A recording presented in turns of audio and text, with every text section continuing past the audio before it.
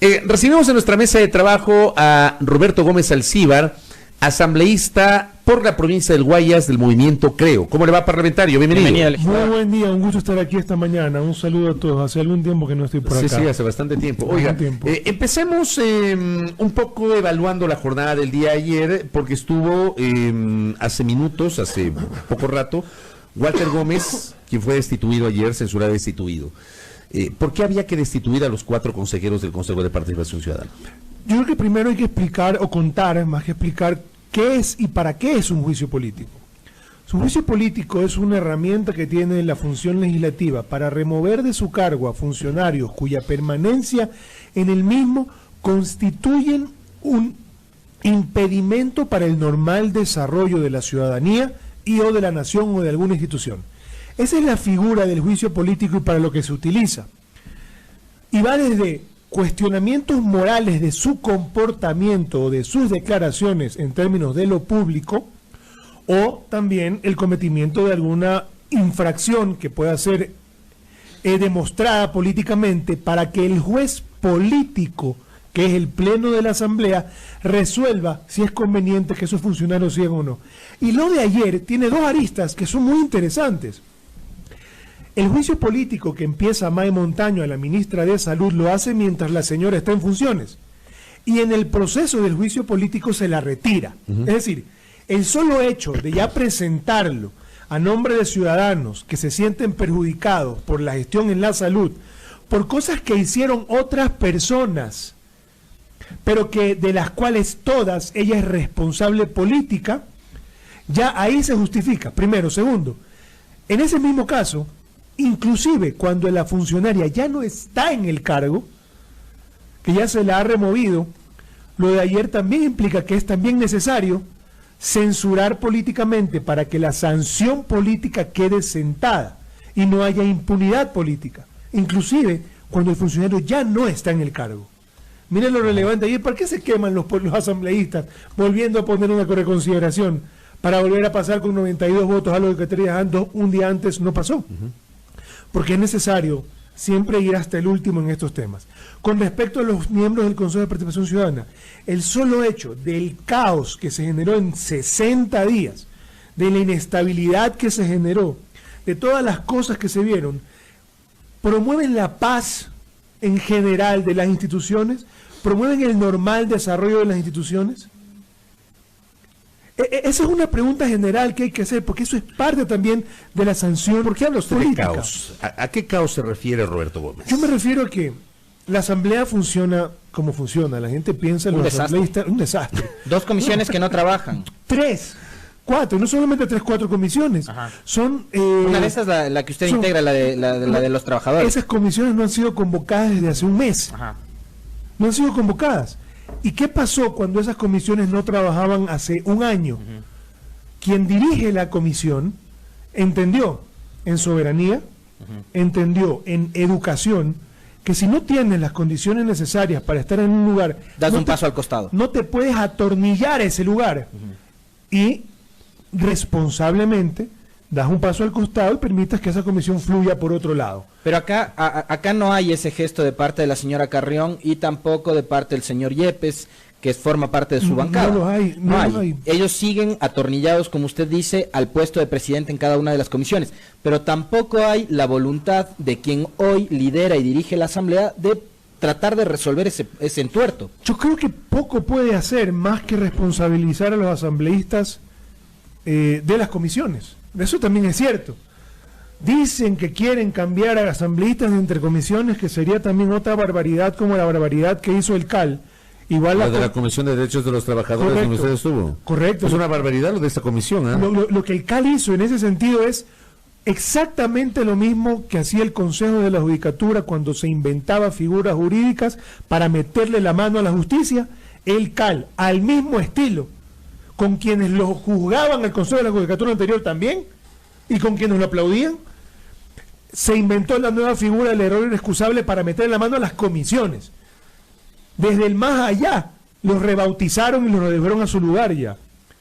Y lo que hicieron fue violentar la norma para obtener algunos de sus fines políticos en base a sus acuerdos. Oiga, pero ya que hablamos de caos, esa comisión de la cual usted es parte es un caos. Eso realmente no lo es porque no funciona, de hecho. Sí, es nada, es un cero. Es un cero. La asamblea. O sea, ni siquiera llega al caos. Mire, la asamblea debería sesionar como el resto mire, hay extremos en funcionamientos de las cuestiones políticas. En los parlamentos, por ejemplo, el extremo, creo que una de las cuestiones más extremas, el Eurolat, el Parlamento Euro-Latinoamericano, funciona una vez cada X cantidad de tiempo para que las comisiones se reúnan y resolver lo que se va a votar, y otra vez cada X cantidad de tiempo para que las comisiones se reúnan y se vote finalmente, para que primero se reúne y se vote. Cuando la política es menos relevante en una nación, quiere decir que la nación está funcionando normalmente. La Comisión de los Trabajadores, la pregunta es, ¿está en las mejores manos posibles? No, no está. ¿Y puedo yo hacer algo al respecto? Ustedes, su bancada, creo. ¿A usted no le indigna que su bancada haya respaldado a María José Carrión? Mire, yo no estoy de acuerdo, y más allá de la indignación, yo demuestro mi posición con mi voto y con mis acciones.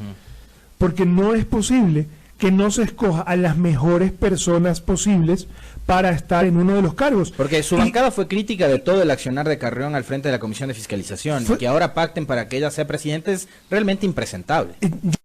Para resolver las cuestiones de la gente. En el 2013, creo, no puso asambleístas en la provincia del Guayas, sin ningún tipo de acuerdo. En el 2014, creo, no puso candidato en la alcaldía de Guayaquil. No lo puso. En el 2017, creo, dice, por la gobernabilidad, vamos a hacer que esto continúe de esta forma. Yo lo explico diciendo, vea, señor Moreno, usted no le va a echar la culpa a la oposición de que le está petardeando en la presidencia de la Asamblea con alguien que no es de su gobierno. Usted le falta un voto, se le pone un voto. Le faltan 15, se le pone 15. Pero usted se responsabiliza. Entonces está alguien del oficialismo con el presidente de la República del mismo partido.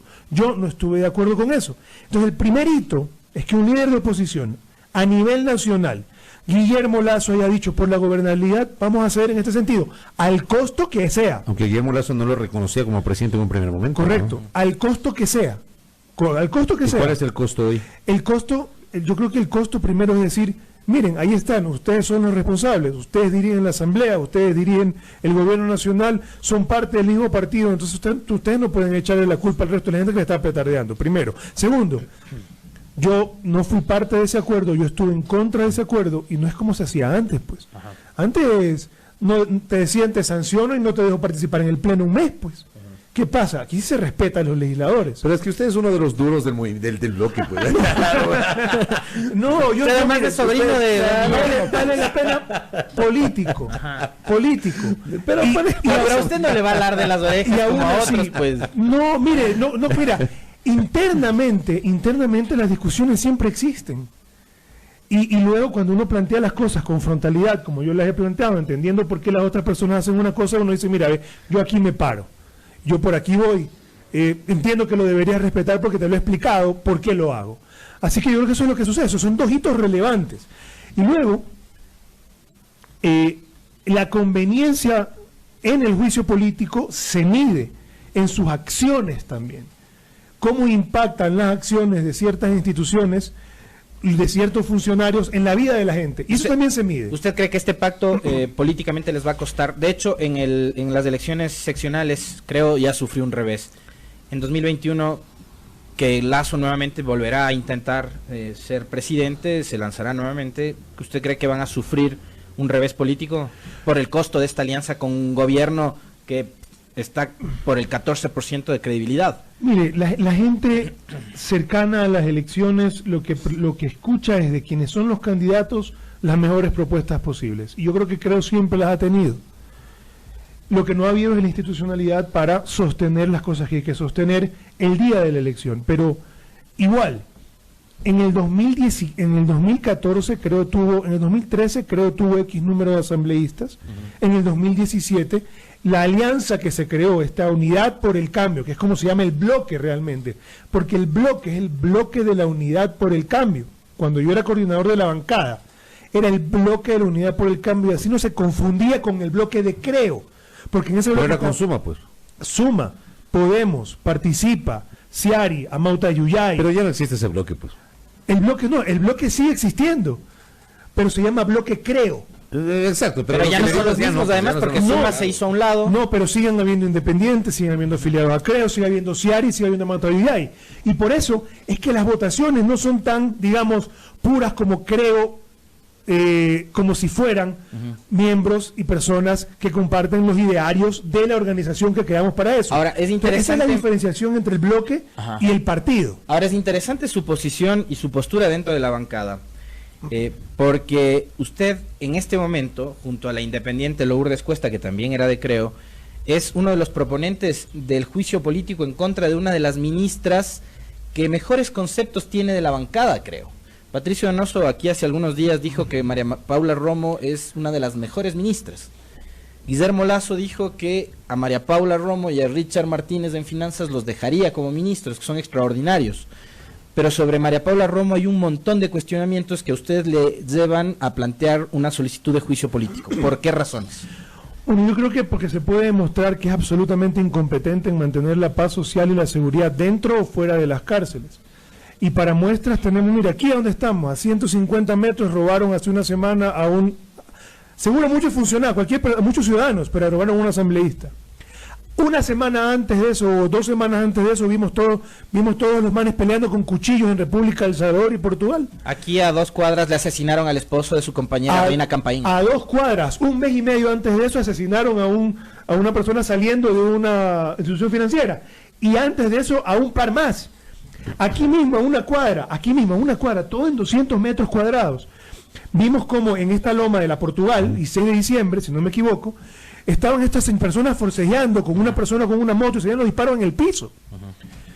Todos vimos cómo en vivo, redes sociales, en la vía pública, con la presencia de la fuerza pública, responsabilidad política de la ministra del Interior, asesinaron por Facebook a una mujer que tenía 1 hora y media siendo velada por miembros de la fuerza pública. A Diana Carolina en enero en Ibarra. Correcto. Yo normalmente trato de omitir nombres en general, pero eso es lo que sucedió. Entonces, eso es responsabilidad política que tiene que ser censurada y que tiene que ser llevada a la Asamblea Nacional.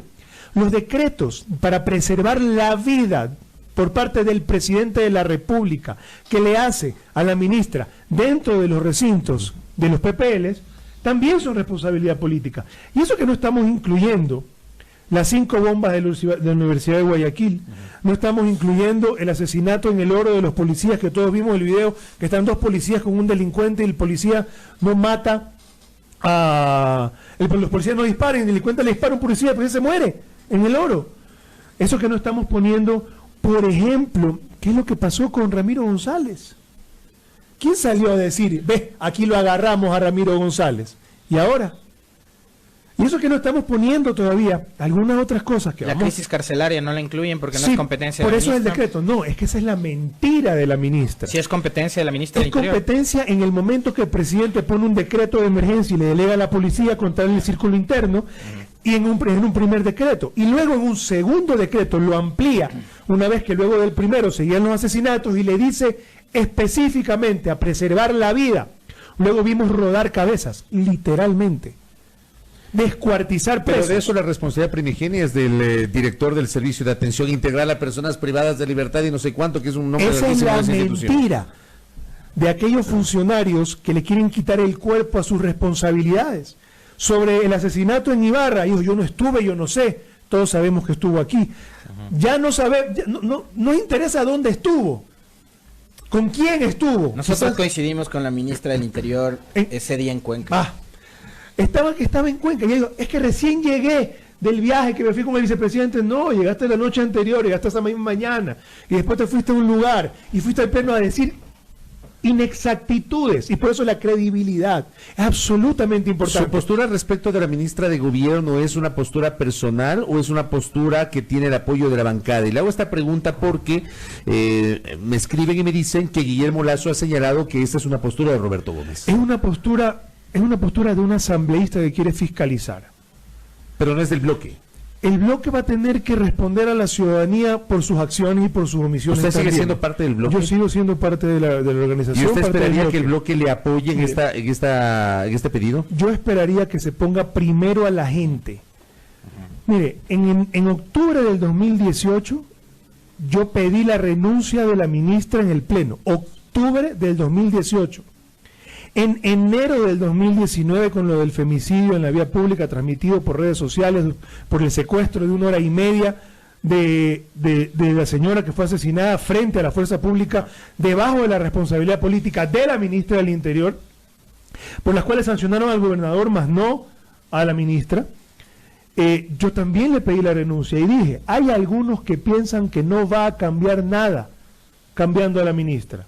Yo les aseguro que no. Si no se cambia la ministra, nada va a cambiar.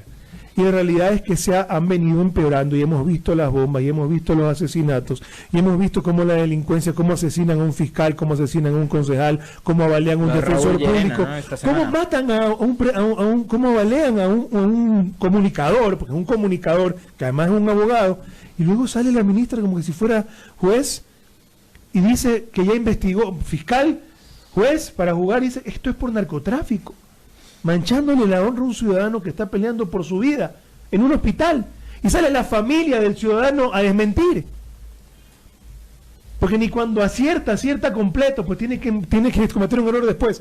Hay gente que dice que la cuestión es estructural, que el problema de la seguridad siempre ha existido. Vea, en el Ecuador siempre ha existido inseguridad jurídica. Cuando los políticos entran a tratar de cambiar eso, ¿o no? Sí.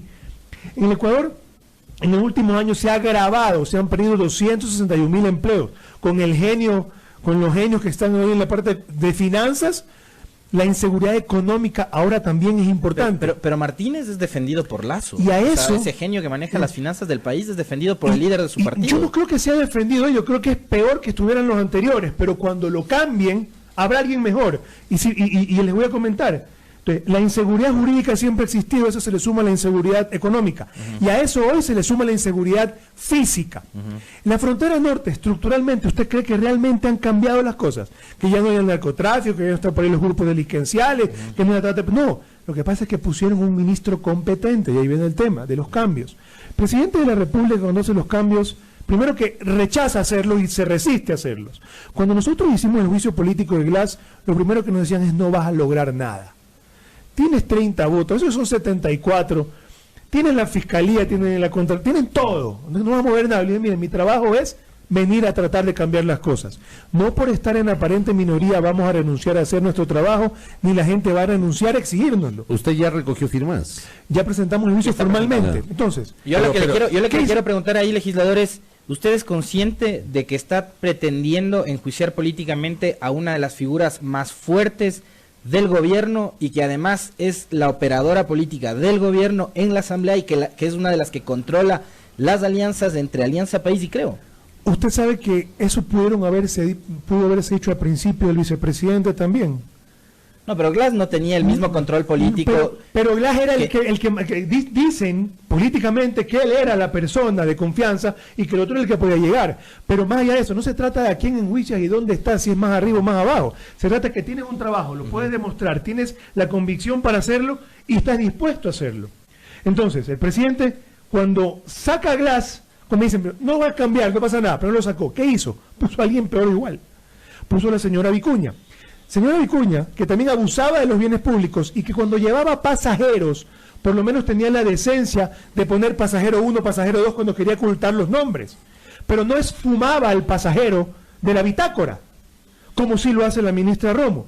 Esfumar al pasajero, eso seguro que contraviene las normas que tienen que ver con la aeronáutica, porque los esfumó a algunos miembros no sé si eran de su familia o no, que viajaron en ese avión. ¿Y qué pasó cuando llegó la señora Vicuña? Porque pusieron a alguien igual de malo. También la sacamos. ¿Y qué pasó? Llegó Sonnenhösner, un vicepresidente decente, un hombre que sigue la misma línea, lamentablemente, del gobierno, porque es lo que le toca. Pues es el vicepresidente, pues claro. No pero eso no se critica. Claro. Pero es un hombre respetable, decente, que tiene una trayectoria razonable y que la va a tener después al salir de este cargo que tiene. ¿Qué pasó en el Ministerio de Defensa? Primero teníamos a uno que lamentablemente no tenía la experiencia, como la señora Romo, y era un caos la frontera norte. Luego hicieron el cambio a la fuerza y entró Jarrín. este señor Jarrín, pues, que es un hombre también respetable con trayectoria y reconocimiento. Primero tenían a De la Torre, tuvieron que sacarlo, pusieron a Mena, a Viteri, un par de meses duró ahí, y luego llegó Martínez, que es mejor que los otros dos, pero por supuesto, pues,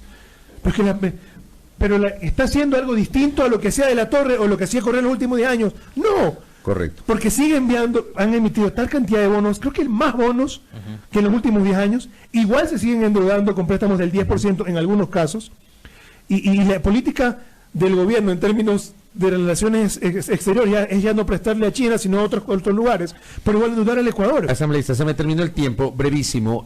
¿Hay señales de que el CAL va a conocer este pedido de juicio político que plantearon ustedes? Cada día que pase y que gente defienda a esa ministra en el cargo, quedará en su responsabilidad política cada muerto, cada asaltado, cada violado, cada crimen que se pudo haber evitado. Será responsabilidad de quienes mantengan en el cargo un ministro incompetente, dándole espaldas a la gente y sirviéndose seguramente de la función que lleva ese funcionario en el cargo. Esa es la tónica normal. Es la tónica normal de quienes defienden un funcionario incompetente. Muy pocos, muy poquitititos son los que lo defienden de buena fe. Este es un asambleísta que enjuicia a un ministro. Este no es un nombre con un apellido que enjuicia a una persona que sus panas lo respaldan. Esa es la diferencia total de este juicio político, y como lo quieren plantear. Y ojo, decir, porque lo he escuchado, que esto es show, lo dijeron para Glass, para Ochoa, para Vaca, para García, para Espinosa, que es porque es mujer, lo dijeron para Espinosa y lo desmintieron otras mujeres. Y además yo quiero ser absolutamente claro, o sea, el trabajo es venir a cambiar las cosas para bien. Y eso es lo que nosotros tenemos que hacer. Y, el último, decir que los juicios políticos se agota la figura, es como decirle a la fiscalía, oiga, no suelte juicios por peculado, porque se agota la figura del peculado. Si la fiscal general de la Nación encuentra a través de una denuncia, o porque lo conoce, de que hay cuestiones que pueden ser peculado, pues lo que le toca es investigarlas, tantas y cuantas como pueda tratar de demostrar. Y la señora Romo tiene, por pedido de Lourdes Cuesta, una investigación en Contraloría, cuestiones administrativas. Tiene una investigación en Fiscalía, denuncia por peculado, que aunque se le archiven eventualmente, cambia el tema, eso no prescribe, por un abogado de Guayaquil. Y además tiene un proceso en el juez político, que es la Asamblea Nacional. Y está bien, quien se atornilla al cargo puede enfrentar todo eso. Correcto. Pero nosotros estamos para tratar de cambiar las cosas y hacer nuestro trabajo sin andar viendo quién anda protegiendo a funcionarios incompetentes. Asambleísta Gómez, gracias por... Muy amable, legislador. Para servirles. Roberto Gómez Alcíbar, asambleísta del Movimiento Creo. En punto a las 8 en la primera hora.